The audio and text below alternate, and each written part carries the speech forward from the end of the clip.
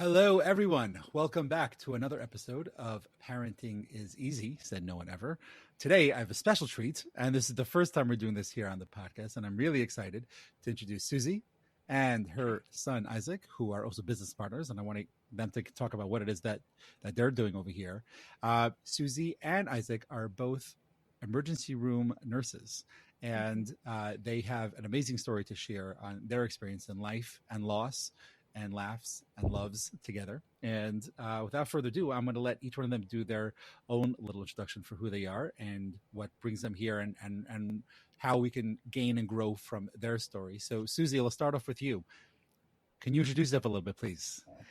Yeah, my name is Suzy, and I am in my early 40s, and I am a mother, of course, as my son is right here, but only one child. I did sort of foster my teenage niece for a few years, and I was married for a really long time. My first husband passed away, Isaac's dad, about 5.5 years ago. Currently remarried, have a few French bulldogs, and just moved out here to California for the first time. So I'm from Minnesota.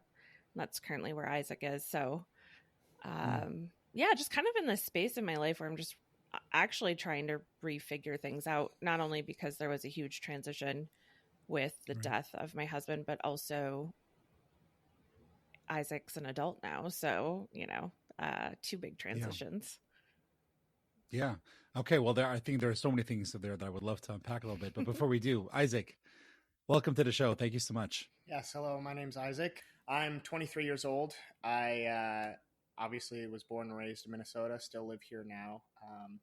I do work in the emergency room as a nurse as well, as you mentioned earlier. Otherwise, yeah, I am an only child. My dad did die back in 2018, and that was kind of a big, I would say, cornerstone in both of our lives and our relationship and everything like that. My mom and I have always been very close, but I think our story has definitely presented some challenges in our relationship, so it's been interesting kind of navigating that. But we've definitely always made it a priority to be close and have open communication and everything. Part of that, you mentioned we were business partners, and so we've been producing our own podcast called It's Going, which is a play off, how's it going? Oh, it's going, and that's to start with. We're basically just talking about very in depth what happened with my dad and going through that loss together, some of the mental health issues that were a part of that whole situation, and how we both individually dealt with it, and then we get really in depth and raw with that emotional story. So go check that out if you're interested. Where can they find your podcast? All the things. Everywhere. Yeah, YouTube, Spotify, okay. Apple Podcast, Amazon Prime Podcast, or whatever. It's pretty much on everything. And it's called It's Going. Yep. It's going. Love it. Okay. And I think this topic is something that is going to be, I think, very helpful to a lot of people. But I guess bringing it here to our conversation, and Isack, hearing from you, it was only 5 years ago where your dad died. Could you talk a little bit about before the house that you grew up in, and at least from the little bit both of you are talking, sounds like you grew up in a home where you knew what your parents' relationship was like to each other, and therefore how that sort of came into play regarding the parenting that you were part of, you were the product of. What was that experience like growing up? Well, both of my parents were very, very poignant about how they wanted to parent me, and we've all kind of discussed this in depth, especially as I've gotten older and become an adult. My mom has talked about this fairly in depth, but they were very purposeful with how they raised me. I know, obviously, my parents have kind of been the model of love that I've sought after in terms of how they cared for each other and loved each other. They were very close. We came from a household that was very open communication. That was one thing that especially I would say my mom pushed a lot when I was younger, of trying to make it a safe environment to talk about anything and everything. to the point now where we talk about a lot of things that mother and son probably most relationships would not be comfortable talking about. So part of that comes from being in the medical field too, I'm sure. But I'm sure, and having a certain language that most people necessarily wouldn't have with their parent. Right, yeah. Right. But we've always been very open as a family, and I we always would do things together as a family. We were kind of a very close little pod, I would say. Not to say that we didn't have our disagreements and issues, just like any family does, but sure. I would say growing up, I always tended to be a lot closer to my parents than my friends were to theirs. So I think that had a big impact on me growing up. Sure. And then, Suzy, I wanted to take it over to you. First of all, what's it like hearing Isack say this? And you probably heard us a number of times at this point, but there you are sitting, you're observing your son talking about the relationship that you had with your late husband, and then also the effect that it had on him. What's coming up for you as you sort of hear that from him? I think in general, like when I hear things like that, or when there was a very specific point in time when he was a teenager, because as Isack said, it was very purposeful for us. I grew up in a very chaotic, dysfunctional, probably what we would consider abusive environment nowadays. And like Isack said, I was really purposeful, and my husband was as well, but I really drove that consciousness around like really being purposeful around how we communicated, how we disciplined, all of those things. And so for me, like my reaction when I hear that stuff is kind of just like, yes, we did it. You did it. We did it. And that was like one of those things. So like when he was little, I just remember when I was growing up that it wasn't safe to talk to my parents about anything. Obviously, you learn about a lot of things. If anything, we were like trying to like hide things as much as we can in a certain way. Absolutely. Right. And not only in my family was it not safe to talk about things because things got weaponized. My parents never kept, trust or secrets, not secrets, but, like confidants. And there was just a lot of chaos, a lot of yelling, a lot of all this stuff. And I just remember thinking, I really watched like my siblings especially struggle as teenagers with all the things that teenagers struggle with when you have a really dysfunctional family. So like, running away in the middle of the night, getting involved with, the quote unquote wrong crowd, experimenting with drugs. Like my sister got pregnant when she was 15, like all this stuff. And I just very clearly, and I did have Isack when I was young. So I was still a teenager when I had him, although I was married. And I just remember thinking, I wanted to foster an environment where Isack recognizes that whether or not he makes mistakes, which are inevitable because he's a child and that's how you grow and you learn, that it's always safe to come and talk to us about it. And one of the things we always used to kind of say was like, you're not going to, you might get in trouble for your behavior, because all behavior has consequences, right? So like if you're working on good things, you have good consequences. And if you do some naughty things, you have maybe not some nice consequences.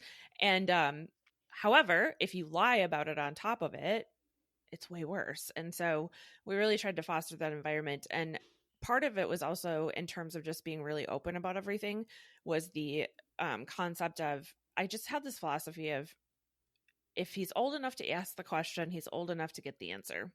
So he always knew from a very young age that he could come and ask us anything. And like, we would just tell him the straightforward truth about whatever. I mean, even the uncomfortable topics. What I learned as he got older is that kids only remember what's relevant to them. So like we had to have the sex talk with him when he was really young because it had come up in like a social situation for him.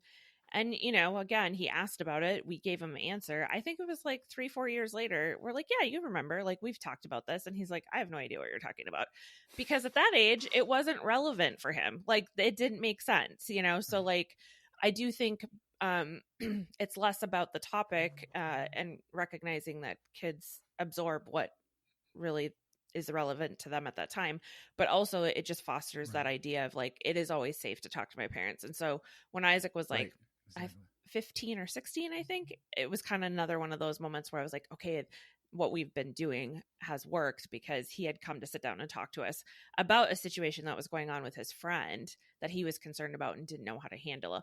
And ultimately that was our goal, was I want him to be a teenager that feels like he can talk to us about these situations that he might find himself in. Beautiful, beautiful. And I, as a psychotherapist working with teenagers, I think one of the things that I talk about, and there are many different ways to go about this, but I think overall, Suzy, to your point, is instead of having a house where a child says, "Oh my gosh, I hope my parents don't find out," we want to harbor a situation where it's like, "Oh my gosh, I can't wait to tell my parents," and where it's something where just the possibility of them coming back to us to be able to talk to us, and opening that door. Even if that first conversation about sex, there's nothing that Isaac remembers from it, but he does remember the fact that mom and dad door was open, and therefore that brings in the next conversation. So I think that's something that creates such a safe, warm environment for a child to always go back to, and it really manifests itself in so many ways in relationships that they have with us as their parents, but also at what they're looking for in a partner, or in their friend groups as well, and what it is that they value. So I just turning it over here just to this point of that close relationship, and then you have a situation where unfortunately it's a loved one that's lost. Walk us through a little bit of, like, Suzy, I'll start with you. Just what was that like? Experiencing that loss, both for yourself but also as a mom, and what your role was, and how you sort of struggled with that, in those beginning years, and maybe even through today. Yeah. I mean, and this is a lot of stuff that we cover in our podcast as well, is really just kind of going through those moments. But, in my family role, in my family of origin, my coping mechanism for dealing with all the chaos was crisis management. Like, I was the person that went into the who, what, where, when, how do we fix this? What do we do? And when Isaac's dad died, there was a lot of obviously shock that comes with that. But for me, being the parent, like, I still had to hold things together and figure out the who, what, where, when, like all the stuff that was going on.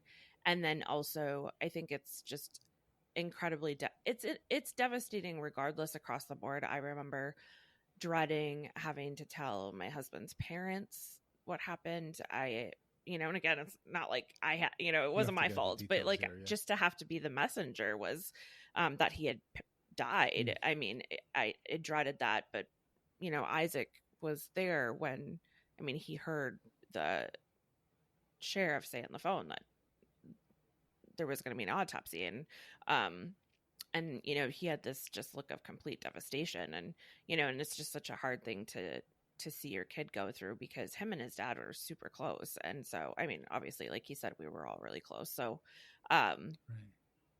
yeah. And even today, we find that as we continue down this journey, we both have very different time frames around when we deal with different things. So like this last year was a lot harder for Isaac, because he is dealing with starting to really see like his friends get older, get into serious relationships, having an adult relationship with their dad. He's starting to have an adult relationship with me, and he's not going to get to have that with his dad. So, so we deal with things kind of, at different time frames, and they were different relationships. So it is a challenging thing to navigate. For sure. And when you see your son struggle, and not necessarily even from the things that he's telling you, but from a mom's point of view, with the mom's superhuman inhibition to see and feel things in a child, what can you talk about that experience of what that's like for you to see your son go through something, whether it's sorrow, loss, grief, or just the pains of growing pains, and doing it from a single parent's perspective, and what that's like for you? Yeah, and I was fortunate enough that he was almost 18 when his dad died. And I think for him as well, I can't imagine if it had happened when he was much younger. So he got like the full teenage experience with his dad. But I think there's just a level of helplessness that comes with it when you're watching your kids struggle with anything. And especially because, I worked really hard specifically to not shield Isack from the world, shield him from experiencing super traumatic things, because I grew up in a world full of trauma. And so, that was part of that open dialogue, is we always talked about things. He was very aware of the stuff that went on in my family, but not being able to protect him from, any of this. And also, I'm trying to figure out how to deal with it myself. And so it's a very helpless feeling when, you see somebody absolutely devastated, your child especially, and literally there's nothing you can do to take it away. 100%. I to that point over here, and I want to press you a little more on this concept of, you're talking about the struggle and you feeling the struggle, for yourself, but also for your son, for what he's going through. How do you embrace or maybe acknowledge and deal with that struggle in itself? And how does that show itself within parenting and how you deal with your son? I think, again, because we had already established this pattern of open communication, that made a huge difference. Okay. Because we were able to talk to each other about things. And again, like Isack mentioned earlier, it's not like we didn't have challenges during this process, because, he's growing up. We're both mourning completely different relationships. His grief is not the same as my grief. I can maybe somewhat relate a little bit more to what it might be like losing a parent. He has not been in a real serious relationship. So, he isn't necessarily able to completely relate to what I may or may not be experiencing. And so, I think the communication piece was key, honestly.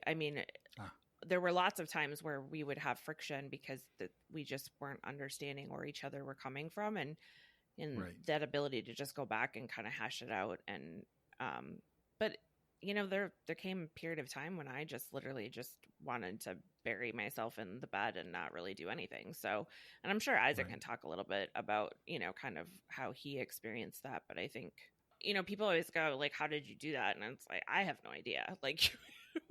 You just deal with it, but had we not had that foundation, to begin with, I think it would have been a lot harder, because you need to have people to talk to during this type of thing. Oh, for sure. And I think as a parent, you need to be able to talk to your child about the things that they're experiencing in this situation. Right. And even the things that sometimes that we're experiencing, that hey, mommy's having a hard time with this too. And I think just the acknowledgement, you're talking about that communication, the acknowledgement of the struggle, and kids also seeing that in itself. Oh, okay, so mommy's allowed to struggle. Yeah, mommy's human being, and I also struggling. Yes, we're having different types of suffering, but I'm just as human as you are, and I'm also going through things. And I think that's to your point you were saying of being able to, to say that over to him. It's I think a very big part of how to deal with the grief. And I think prior to that too, Isack can speak more to this, but we did spend a lot of time really helping him see that we're human, even when he was little, because I don't, I think a lot of people remember that distinct period of time where you start to realize oh, your parents are not perfect. Right. And it kind of comes at a later time. And so, we made a conscious effort to, apologize when we messed up, if we, or negotiation, his ability to, come back to us and be okay, I don't like your decision, and here's why, and negotiate things with us, So if we said no, it wasn't necessarily that he could talk us into saying yes, but we would acknowledge when he had the ability to be okay, those are valid points. Right. Maybe we can come to the middle. Yeah. And I think, I mean, Isaac can maybe explain a little bit more about like how that impacted him, but I think those are some of the tactics that we very much employed. Right. That And that's then probably, it helped sounds us like something later. that was able to, exactly. And it's able to Yeah. continue even after the loss in itself. Isaac, before I, there's a lot to unpack over there, to just to assist me in this over here, you hearing your mother talk about her struggle and what's it like trying to communicate with you. What's it like hearing that from her? And I'm curious what your point of view is regarding what that period of grief was like, knowing that mom is also struggling different than I'm struggling, but yet we're still struggling. And there is a concept of struggling together, how that could be helpful in a certain way. I think that the biggest issue that we faced when it came to that period was that we both had very, very different ways of dealing with everything. Obviously a lot of my behaviors and coping skills and like the things that I found important during that period were also shared by like what my dad found important. And my as much as my parents loved each other, they were very different in a lot of ways when it came to just daily life, which they complemented. Could you give an example? Well, I would say like my mom is very good at doing research and like all of kind of the background things of daily life, where you don't really see it, but it's still a lot of work, like dealing with finances and doing research to find resources and making sure that like when it came to school, she was always on top of making sure I knew, what my options were in terms of like classes or post-secondary college enrollment opportunities and all. She's very good at, managing the,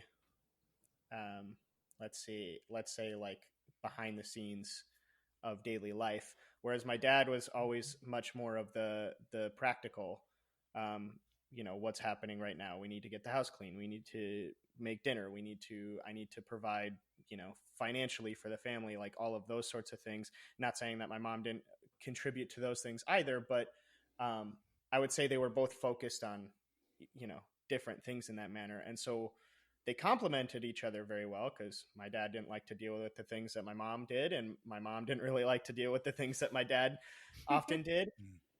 But then that left when my dad died, that left a very big hole in our family in terms of things that needed to be taken care of. And I would say I felt like a lot of that responsibility fell on me, because if I didn't do it, then it just didn't get done, Get done.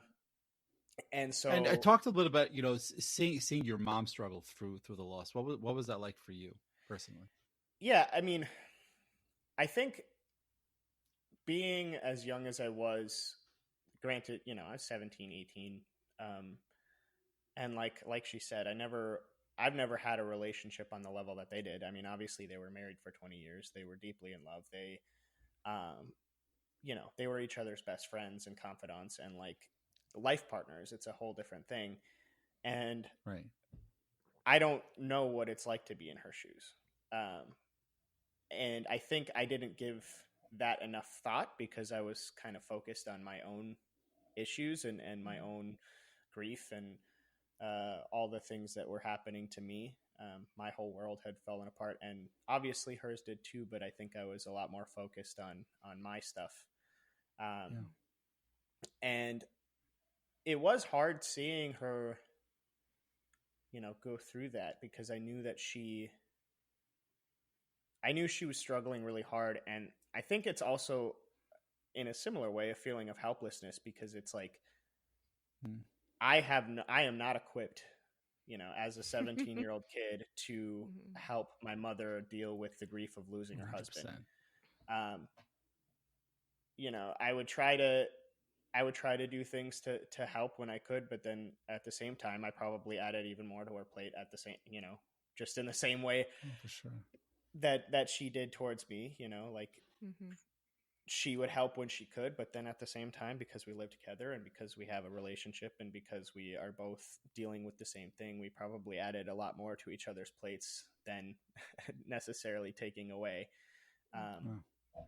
But that's part of, we became each other's support system as well. So I think some of the weird things or some of the things that,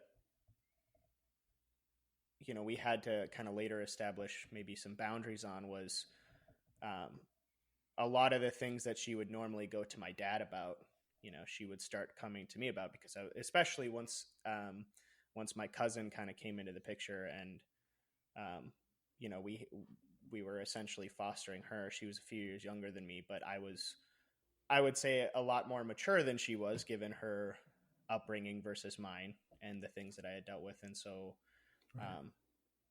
So even though I'm an only child, I ended up in that big sibling, big brother role where when, and especially not having my father there, like when my mom couldn't deal It's with a lot to take on. Yeah. With my mom, you know, when she had a situation that she couldn't really quite deal with, or didn't know how to, she would often come to me to, you know, help. And that was something that, like, in that moment maybe was, again, something that I probably wasn't the most prepared for. And kind of had to be like, well, I don't know if this is really my responsibility. Yeah. But I think the hardest part for me in terms of watching my mom go through all of that is there was a significant period where it felt like she was just struggling with like everything. Like I was. You know, well, obviously for good reason, yeah. Right? But there it was really difficult seeing somebody who had always been so strong in my life not be able to get out of bed some days, not be able to, you know, take care of herself in some days, you know, and there were month-long periods, you know, where she would, you know, lay in bed and then go to work because she had to provide, and then go, you know, and not really do anything. And I've learned now, obviously, that that's not necessarily uncommon when it comes to losing a spouse like that, or losing anybody like that. People fall into that grief, but that was difficult for me to watch in general, because like I said, she had always been a rock in my life and like the strong person, and she had always been the crisis manager, and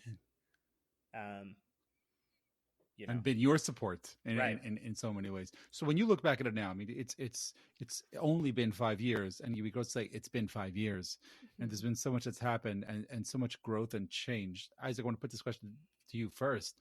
Looking back on it over the past 5 years, and you know, you have a conversation with mom, and you're sitting on the high plateau where you guys are, and you look back over the past 5 years and you say, whoa, look what we accomplished. We did blank in our relationship. What would be those first 1 or 2 things that come to mind regarding how you guys were able to work and grow with the relationship? I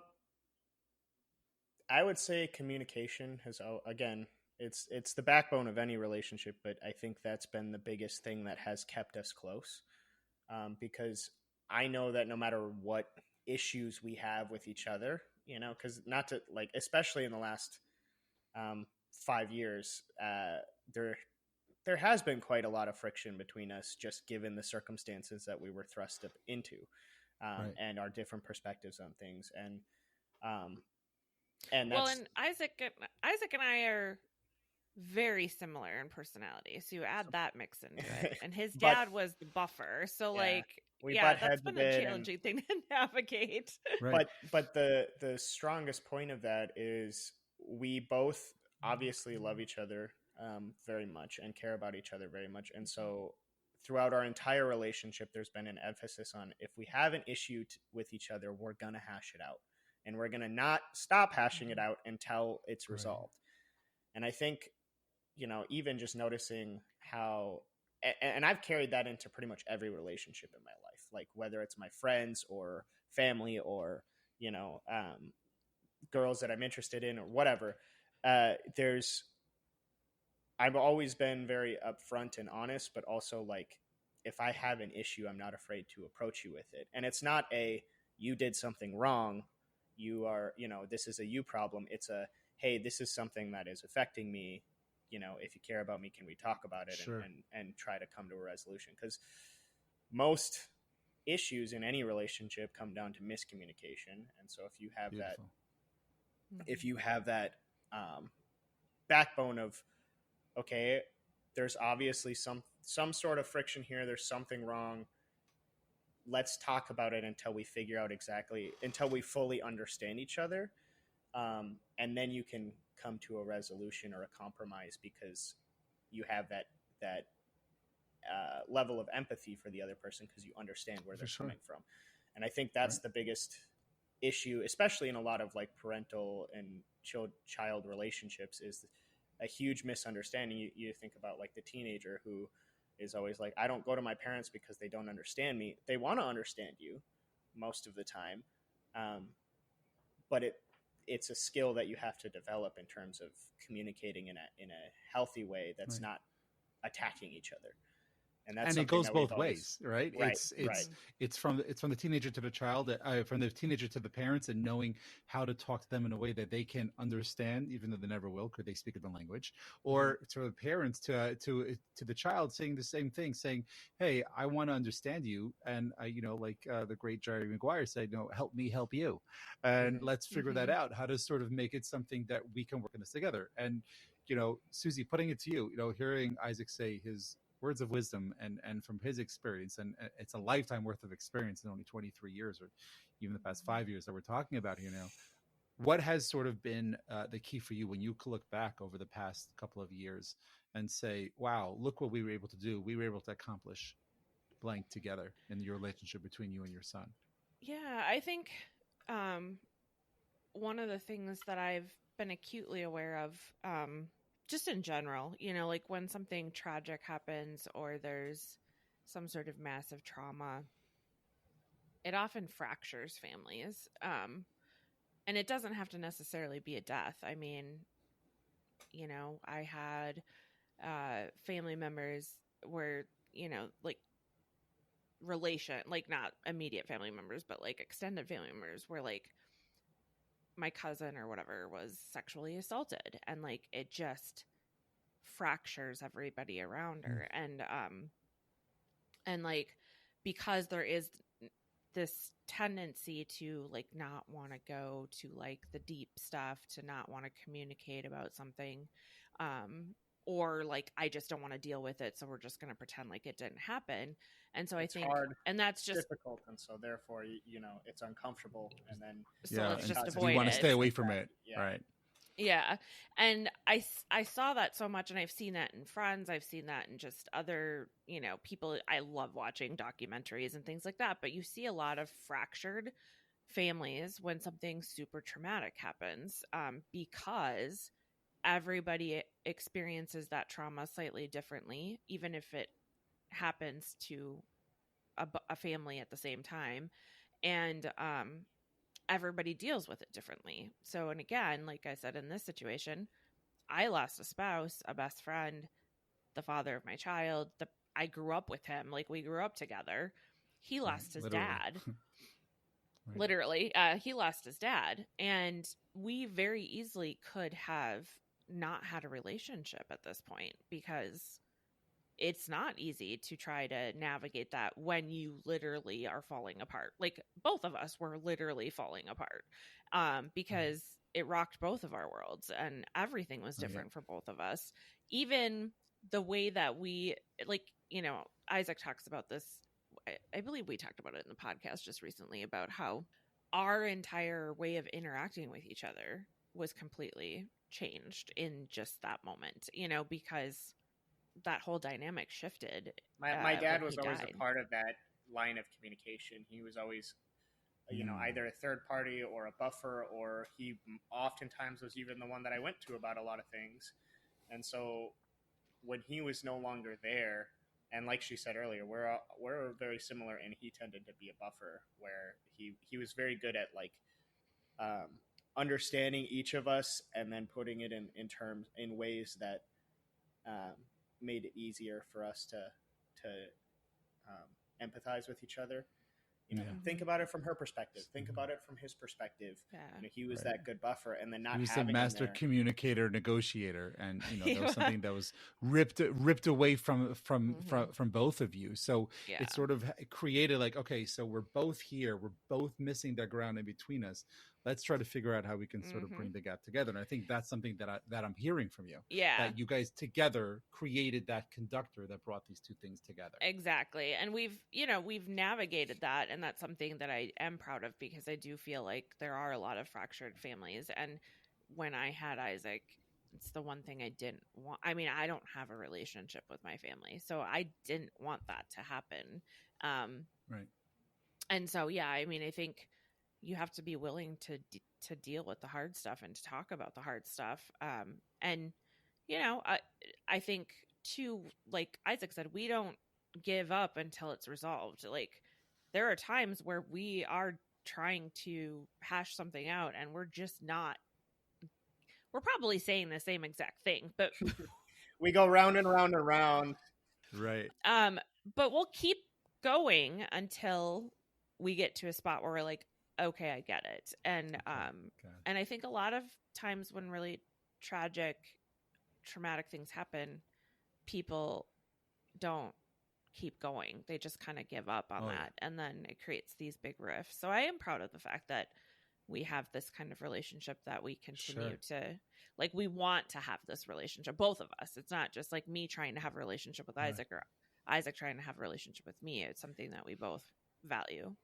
And on that same point, like, when she says we've had times where we've literally gone in circles, sometimes those moments of like hashing those things out, those same arguments will come up for months and months and months until finally we have a breakthrough. Like, I, especially around the time that I moved out, I would say we were at a very, like, living at home in the same household together, and then also having gone through what we did for the 2.5 years before that. We were both ready for him to move out. We were, well, yeah, we were at kind of a point in our spoken relationship. Very subtly. I wasn't planning on moving out when I did. I wanted to stay home and save some money, but I also knew that if I had stayed home much longer, our relationship would take a hit, a bigger hit, because we were so at odds with each other, just in daily life and like our perceptions of things, and the we would try to hash things out, but it was turning more into arguments than it was hashing things out, I would say. And so I made a decision, kind of things lined up for me, and I made a decision to move out because I was so frustrated, and I didn't want our relationship to take that hit. So I knew that we needed some space from each other, and I fully supported that and agreed with that perspective. I was like, it's time. Because exactly like Isack said, I think we were at a point where we're going round, and it's because, again, at that point in time, he's 23 now. He was almost 21 when he moved out. Like, we were still earlier in our grief process, so it was a lot tougher, at that particular time. So him moving out and having that distance definitely helped a lot. I remember a lot of the arguments the problems that we had with each other at that time. Like, I remember saying, like, I just need some time, like, to do my own thing. I need time away from you. I need space. And she did not handle that well for a while. Like I was trying to put in this boundary, and she didn't handle that very well for a while. And I remember one day, like, ignoring her on purpose for the first time, like, probably in my entire life. And she, she got really upset with me about that. And I was like, I told you, I need just a little bit of time to, like, I just need some breathing room, and you're not allowing that. And then, of course, after I had that time to myself, we eventually came back and, like, continued that dialogue and hashing those out. And now we're much closer for it. But I think that was the first time that it ever actually had reached that point where, like, we needed the space. but I don't think that that's a bad thing either, because No, even not at all. It's sort of like a child that's learning how to ride a bike, and they just took off their training wheels, and the parent doesn't want to let go. Right? They're never going to learn how to ride the two wheeler if they don't let go, just because you took off the training wheels. So there you are, trying to bring about this concept of autonomy, which all young adults and teenagers are trying to understand as this new concept comes about. But yet, mom, in a loving, caring way, is like, no, where the hell are you going?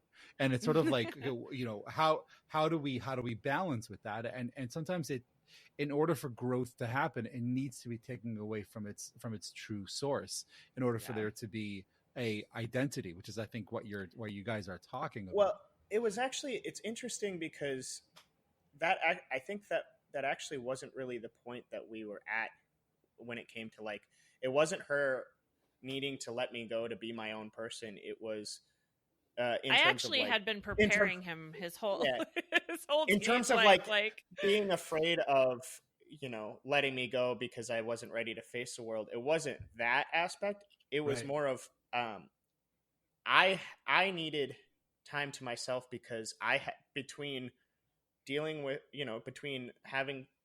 we're both dealing with this issue and the loss, but then I have all this extra responsibility on my plate because I'm trying to help with the household. I'm trying to help with my cousin. I'm trying to, take on all those responsibilities. Can you talk about that for a second? I want to go back to that, to your niece, and that you've also become a parental figure as well. What was the discussion like, and what were the dynamics like around dealing with the grief, yet also becoming this instant older brother, and the whole dynamics of your life changing? What was that experience like for you?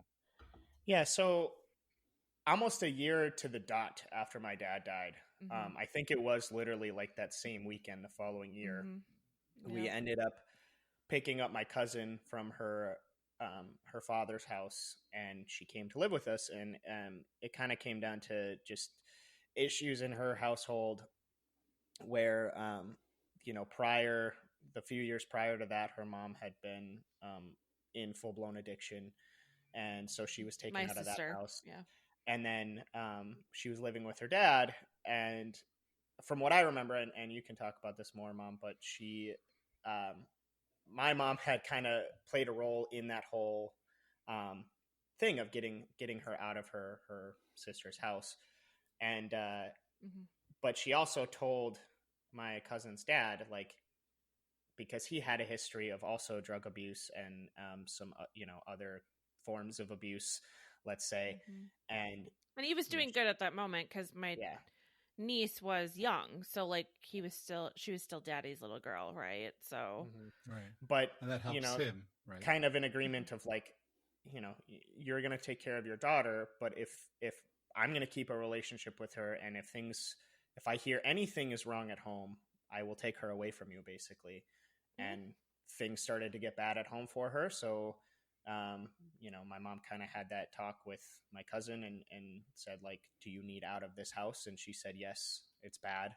And so, which she never had said before. She had always like just totally adored her dad. So for her to get to that point, you knew it was not good. Something had changed at home. So Isack, what was it like for you, seeing how now the dynamics are going to change again in your household, and only a year later? I kind of just rolled with it because I knew that's what my cousin needed. But it definitely was a big change because, like, throughout my childhood, this sort of similar situation had happened twice before, where my cousins had come to live with us for, almost a year at a time. Okay. Her older brother had actually lived with us when I was 15 for a year. Similar kind of situation. And so, like, it wasn't something I was necessarily unfamiliar with, because in those other cases, my parents were very good at, you're still our child and you're still our number one priority. So, like, even though your cousins are coming to live with us or whatever, like, you don't have to take on any responsibility with this. This shouldn't change your life individually. You don't have to, like, share your space with them if you don't want to. You don't have to. They're not your siblings, so you don't have to treat them as such if you don't feel the need to. And I always kind of did, like, because I always wanted siblings. I think that's one thing about being an only child. is your friends, you tend to mature faster in a lot of ways because the only people you hang out with is adults a lot of the time. You're hanging out with your parents and their friends. You don't have anybody your age to be around. And so that sometimes can be like a lonely feeling. So it was nice having, me and my cousin became friends and we would hang out. The big thing that you're talking about, yes, there's a nice concept to it, but you said before, mom and dad made it very clear, you're our child, we're taking care of you, don't worry about it, nothing's going to be affected. This is a brand new situation. Yeah. Dad is not in the picture, unfortunately, right now. And it's you and mom. And what's that like? So that was kind of the biggest change is I was an adult, technically, 18, almost 19 when that happened. And, my mom took this on, but I don't think that she didn't have the support that she was used to. And so a lot of times she would turn to me for that support. And that was an interesting thing I was happy to do it for a while because I wanted to help in every way that I could. But I started after, right around the time that I moved out, probably, 6 months, a year before that, I started to kind of realize the toll it was taking on me in terms of like the extra responsibility and like it became kind of, I would say, a little bit of an unhealthy dynamic that we had where even though I was only 3 years older than my cousin, I was taking on a parental role with her in a lot of cases. Or at least I felt that way, in oftentimes when there was a disciplinary thing or like, something that she did that needed consequences, like I was a part of that. And that's not a role that was meant for you at that time. Right. And not necessarily coming up with the consequences, but mediating between her and my mother. And like, so you were playing your dad's role as an 18-year-old. Yeah. And I think the big challenge too with my niece is that she had been through a lot of trauma and we were both dealing with trauma and she didn't trust adults at all. So although it never was my intention to have Isack sort of play that role, she really loved Isack and she really related to him. She really took his advice to heart. So like I could say something and Isack would say the same exact thing. If Isack said it, that's when it would be less than exactly. So unfortunately it developed into this sort of cycle of like she won't listen to what I'm trying to tell her. And then it just, Isack can get through to her much easier. And unfortunately then. So why not bring him in the picture more? It created, and initially he was like really happy to do that. And it was like they totally were like brother and sister. They goofed around. They had this dynamic. And so like he said, I think initially it wasn't that big of a deal to him. He's happy, but I think the challenge was that it was a continuous thing. Like she had so much trauma, and we made lots of progress with her in the 3 years we had her, but there were certain things that just were continued to happen over and over and over again, and then it gets just based exhausting. off of the dynamics, right? Oh, for sure. And so unfortunately, go ahead. He felt like he had to be, because he'd already started that process of sort of being the mediator or stepping in and trying to help her see things from a different way or taking that big brother role and then dealing with his own grief. It's a lot. It's a lot. It got to be a lot. And so for me, I didn't know how to change it at that point either. Yeah. So it came to a kind of a point where I realized like, this is not my responsibility. And me being a part of it, me being in that role is not doing me any good anymore. It's not, as much as I wanted to help and like make things easier on my mom. And also I did want to help my cousin in many ways. Playing that role was not healthy for me anymore. And so I needed to, put in kind of that boundary of like, hey, I can't be this person in this dynamic anymore because it's impacting me negatively, and I already have all of these other things that I'm trying to get through. And do it for yourself because you're also trying to grow up. Well, exactly. That that's the other thing is I'm like, I had lost a lot of friends through that period. losing my dad and stuff, because not only was I maybe already a little bit more mature because of being an only child and growing up around adults and like all of that stuff, but then Healthy adults. Yeah, but then that happened, and I immediately had all this, very adult responsibility thrust upon me, Right. out of my control, and that was part of the thing when I finally decided to move out when I did, and like needing that break. It wasn't a moment of my mom not wanting to let go because she was afraid I didn't have the tools to face the world, or like that I wasn't ready. It was more of, I was trying to break free because I wanted less responsibility, and I felt like moving out was gonna do that for me. Wow. And so, Sure.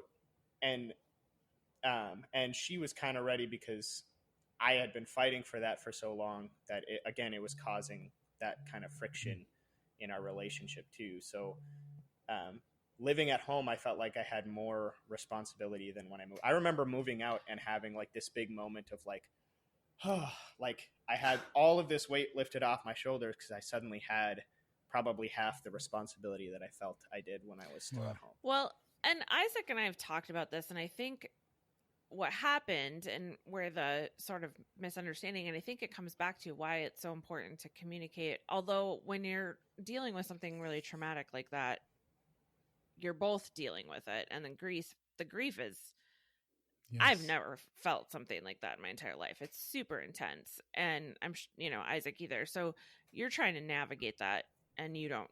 There's no roadmap for it. It's not like anything you've experienced before. And I think that, unfortunately, I mean, Isack and I have talked about it a lot around, we both were thrown into a circumstance that was out of our control. So like everything changed for both of us. And he felt like he had a lot of responsibility. And unfortunately, part of that was a little bit of his dad's fault, in the sense that he sort of did this thing that parents do that I would not recommend parents do, which is, if anything ever happened to me, you're going to take care of your mom, right? You're going to help her out. You're going to, like that whole, you're the man of the house. The man of the house. And so unfortunately, Isack felt a responsibility to live up to that. Mm-hmm. And I never had that expectation of him, because again, I'm his parent. I might not be dealing with it well, but I'm not expecting him to take it over. He felt like he needed to step up and be helpful in that area. When it became a challenge for us is that there was not a clear transition to when he stopped. So like he worked and did all his own thing, and then he started nursing school, and then he stopped working. So like prior to that, I paid people to do stuff around the house too. So like I didn't necessarily feel like Isack has to do all this stuff around the house, but he also felt this need to try to help and take care of me as well. But then when he was in nursing school, which nursing school is intense, it's literally like the worst thing ever. And so, we both agreed that it was better for him not to have a job at that point, because I went to nursing school and I work part-time, and it's awful. And so at that point, then I was like, okay, you're not working, you're not doing this other thing, you're going to school. So then now it makes sense for you to have some of these responsibilities around the house, right? Like you live here, you're an adult, like you're contributing more in like, we all live in this house versus so like finding that balance of what the responsibility is. Right. But the problem that happened is that there wasn't a clear transition to that. I felt like I felt like I was not putting that on him. And I don't think I was, but he was taking it on. And then I started putting that expectation on him. And he oftentimes, like, we've hashed it out and we've talked about it, but he felt like that pressure was on him from the very beginning after his dad died. And so there was that muddy water, and then that built up, and there was like a level of resentment. And so, whereas I think in any other situation, if we weren't dealing with this loss, it would have been like a clear transition Very different of dynamic. like, Right. a clear transition of like, okay, you're an adult, you live at home and you're not going, you're going to school. So like, you're going to mow the lawn and, do certain things to kind of contribute to the household. And he was already doing all of that stuff. It wasn't my expectation of him, but it did eventually turn into an expectation as part of his contribution to the household. But that wasn't a clear transition. And that is where we had a lot of misunderstanding. And it sounds like, just hearing you, both of you talk over here, that this is probably something that you guys really go into depth in your podcast. So I'd recommend everyone listening to this, to take a look at It's Going, and to really get more into the dynamics of responsibilities, communication when it comes to the different dynamics that come about within the home. As we sort of wind down over here, and I have a few questions that I sort of want to get to, but I want to leave one question regarding all this. You look back at your experience that you have, and Suzy, I'm going to start with you. You look back at the experience, and specifically regarding the parenting through these different stages and events and traumatic events that you've been through. What would you say has been something that has been a lesson that you've internalized and you hope that to be able to continue as a parent, continuing on this journey of continuing parenting your adult child right now? I think, again, I mean, it's been kind of the whole theme of this conversation, but I think because I was such a young parent, I mean, I had Isaac when I was almost 20, and I was still so fresh out of getting out of my own household. And so I very clearly remember all of the dysfunctional communication and the way it felt to like have that dynamic growing up. And so I do think that, I think that a lot of families of, parents and children eventually get there when their kids are adults, where they can sometimes come to an understanding of like being able to communicate with each other. But I didn't want that. I wanted us to be able to communicate regardless from the time he was little all the way to now, and to continue that forward. Right. I didn't want us to have a fractured relationship because we didn't know how to communicate with each other. I didn't want us to have a fractured relationship because he didn't feel like he could communicate with me. And because that's what happened with my mom and I. Like, we don't talk because she's not a safe person to talk to. And so I think the big lesson and the thing, that I've learned over the years is that your kids are never too young to talk about complicated subjects. You have to be conscious of how you lay it out for them, right? So that it's like age appropriate. But if you sort of adopt this mentality of like, if they're asking the question, they deserve an answer, because obviously it's on their mind for some reason. Either they're being exposed to it at school, or they saw something on TV or whatever. And if they're just being kids, which is another word for curious. Right. And if you avoid the topic, you change the subject, or you give them an answer that's not necessarily true, but it just makes you feel more comfortable, you're creating challenges down the road that are going to be harder to deal with when your kids become older. Because so just having that open communication is it. That's really what it is. And then just remembering that, like, I think the biggest lesson I learned was that they only retain what's relevant to them. So they might ask the question and you give them the answer straight as plain as day. And if it doesn't relate to them in that moment, because that's not something, when he was, what was it, like, I don't know, he's like 3 or 4 years old when he asked about sex. It's like, we told him what it was, but he's just like, has no concept of it. It's not relevant. It doesn't make sense to him. And he's like, oh, okay. And then, he goes on in his life and he didn't remember, because it wasn't something that he had a question. He was curious, but the answer was like, oh, well, okay, I don't need to, like, that doesn't make sense to me, so I don't care. So I think it's just not being afraid to like go there with those deep topics or like the uncomfortable topics, because it's about setting a precedent of making it safe for your kids to come talk to you. It's not about the topics itself, It's about that open door policy, which is, I think, a beautiful, amazing. Yeah, yeah, that's really good. I know for me, those the words I always hated hearing is "you'll understand when you're older."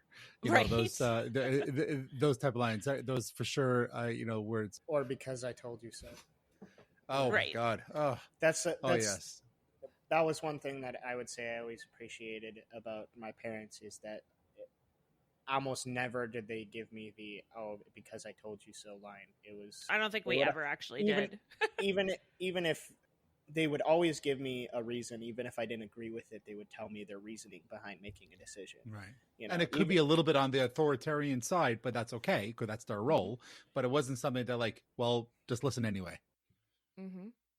That's and great. I do think, so, Isack, like, one of the I was going to say, one of the things that Isack can say too is we gave him freedom and a safe place to disagree with us. So if we did make a decision, that's really big. And it was, let's say he wanted to do something and we were like, no, we don't think that's a good idea. The answer is no. We always taught him when he was younger that, like, you always can come back and talk to us and give us supporting reasons as to why you think this would be okay to do, or, whatever you're trying to accomplish. And, there were lots of times that he would be like, Eric and I, his dad, would be like, yeah, he's making some good points, So it wasn't about changing our minds, but it was just acknowledging, okay, I get where you're coming from. That he has a voice. And he's a person, and, like, these are valid points. And sometimes we still said no, because, again, as a parent, we know the bigger picture that he can't see. And sometimes we would say, okay, valid point.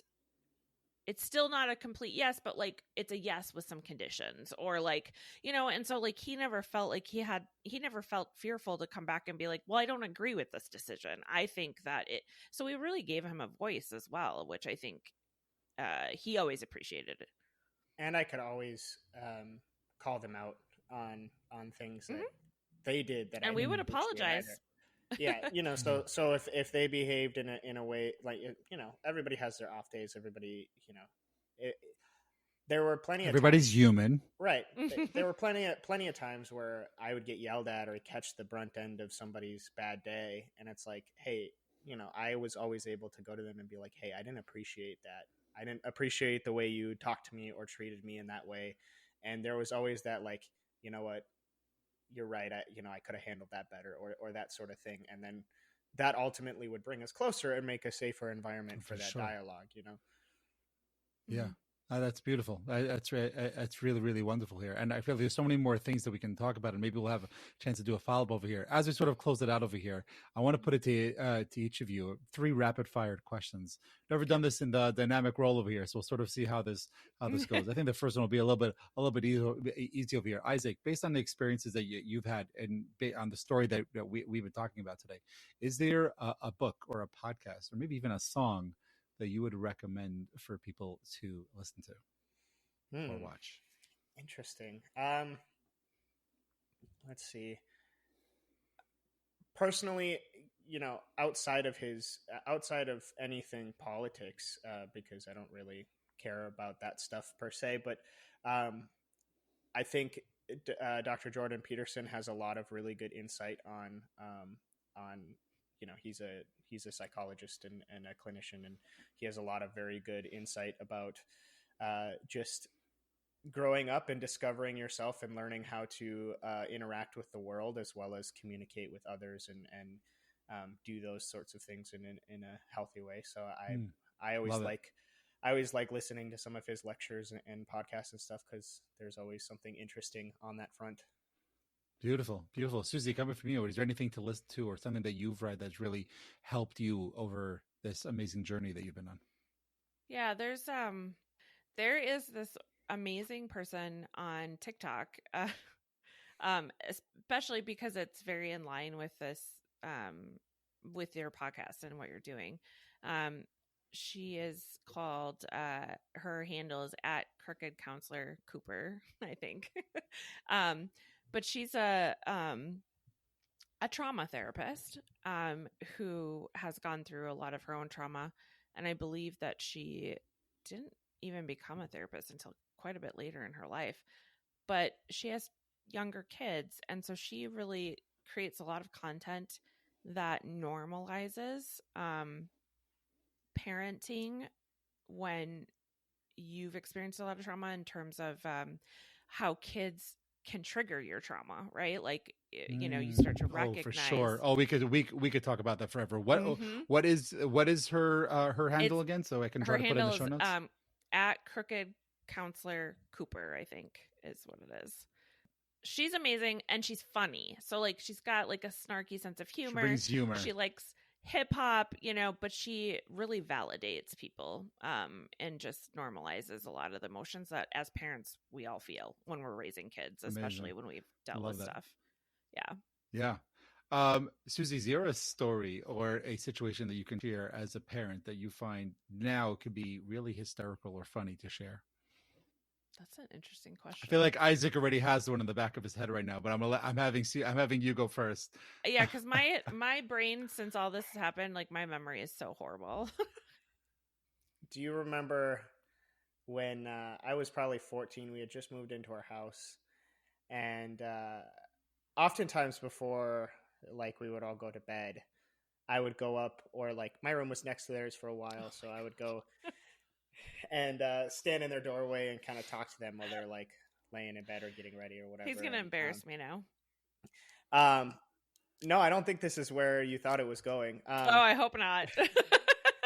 We had a cat at the time, and the cat had jumped into like their dirty clothes hamper and was like hanging around in there. And we were just having normal conversation, and my mom blurts out, like, Fiona, which was our cat's name, stop like smelling my underwear. And without missing a beat, and this was like, I didn't really have this level of humor with my parents. This was something I would have said to my high school friends.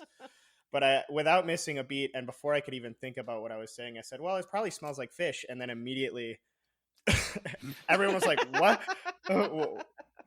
What did you just say? And I realized, and I was like, all right, good night. And I turned around and went to bed.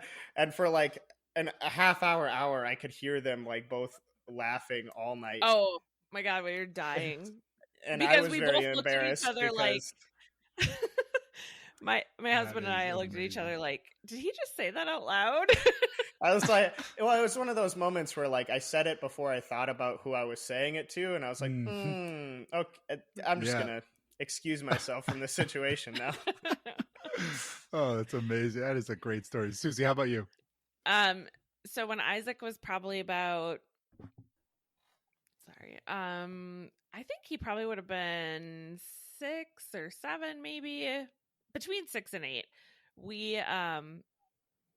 He slammed his finger inside like the car door, no, he didn't slam his finger. He burnt it on something. I don't know if he was like trying to cook something or whatever. So he had like a blister on the end of his finger.